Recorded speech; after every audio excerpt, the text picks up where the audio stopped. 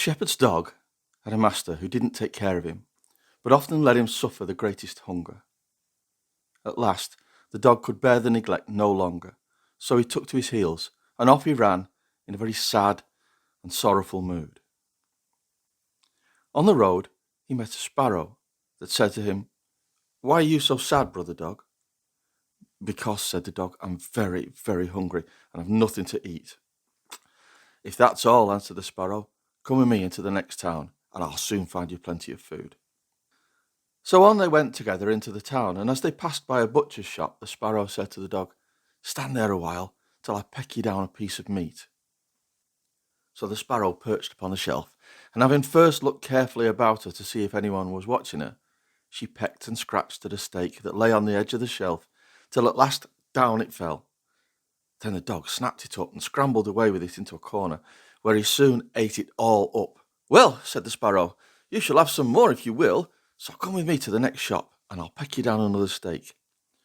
When the dog had eaten this too, the sparrow said to him, "Well, brother dog, have you had enough now?" "I've had plenty of meat," answered he, "but I should like to have a piece of bread to eat after it." "Come with me then," said the sparrow, "and you'll soon have that too."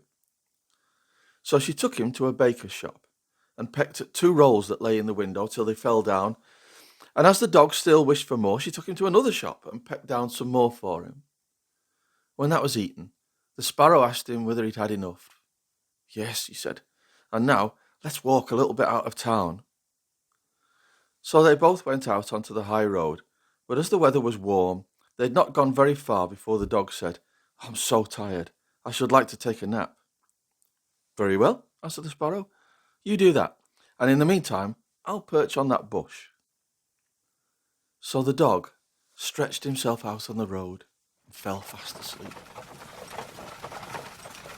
While he slept, there came by a carter with a cart drawn by 3 horses and loaded with 2 casks of wine. The sparrow, seeing that the carter didn't turn out of the way, but would go on in the track which the dog lay, so as to drive over him, called out, "Stop! Stop, Mr. Carter, or it'll be the worse for you." But the carter, grumbling to himself, "You make it worse for me indeed. What can you do?" cracked his whip and drove his cart over the poor, so that the wheels crushed him to death. "There," cried the sparrow, "you cruel villain. You've killed my friend the dog. Now listen to me. This deed of yours will cost you all you are worth in the world." "Do your worst and welcome," said the brute. "What harm can you do me?" and passed on. But the sparrow crept under the cover of the cart and pecked at the bung of one of the casks till she loosened it, and then all the wine ran out without the carter seeing it. At last he looked round and saw the cart was dripping, and the cask quite empty. "Ah! What an unlucky wretch I am," cried he. "Not wretch enough yet," said the sparrow, as she landed upon the head of one of the horses, and pecked at him till he reared up and kicked. When the carter saw this, he drew out his hatchet and aimed a blow at the sparrow, meaning to kill her, but she flew away, and the blow fell upon the poor horse's head with such force that he fell down dead. "Ah, poor man that I am," cried he. "Not poor enough yet," said the sparrow.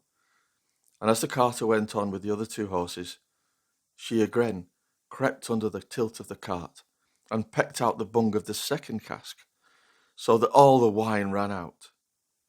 When the carter saw this, he again cried out, "Ah, miserable wretch I am!" But the sparrow answered, "Not miserable enough yet," and perched on the head of the second horse and pecked at him too. The carter ran up and struck at her again with his hatchet, but again she flew away, and the blow fell upon the second horse and killed him on the spot. "Ah, I'm cursed with bad luck," said he. "Not cursed enough yet," said the sparrow. And perching upon the third horse, she began to peck him too. The carter was mad with fury, and without looking about him or caring what he was about, struck again at the sparrow, but killed his third horse, as he had done the other two. "Oh, no! Poor wretch that I am," cried he. "Not wretch enough yet," answered the sparrow, as she flew away.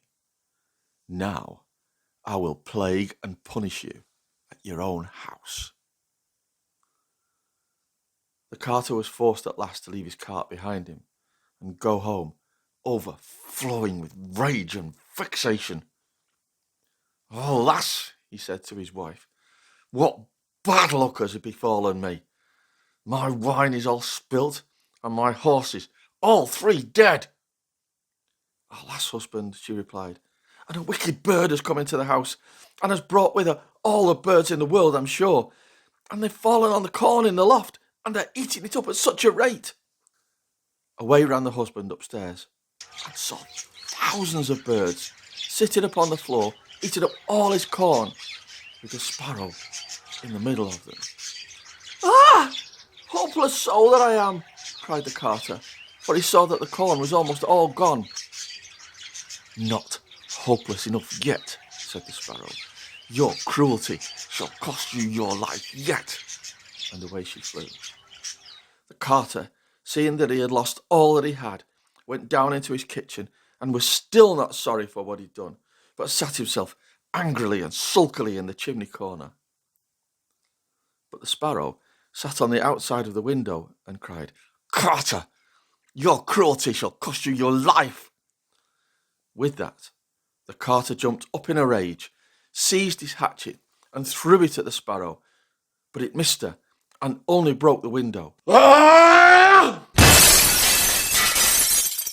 The sparrow now hopped in, perched upon the window seat and cried, "Carter, it shall cost you your life." Then he became mad and blind with rage and struck the window seat with such force that the carter broke it in two. And as the sparrow flew from place to place, the carter and his wife were so furious that they broke all their furniture, glasses, chairs, benches, the table, and at last the walls, without touching the bird at all. In the end, however, they caught her, and the wife said, "Shall I kill her all at once?" "No," cried he, "that's letting her off too easily. She shall die a much more cruel death. I'll eat her." And he put the sparrow in his mouth and swallowed her. But the sparrow began to flutter about, forced her way back through his teeth, stretched out her neck and cried, "Carter, it shall cost you your life yet." With that, the carter could wait no longer, so he gave his wife the hatchet and cried, "Wife, strike at the bird and kill her in my mouth." And the wife struck, but she missed her aim and hit her husband on the head, so that he fell down dead. And the sparrow flew quietly home to her nest.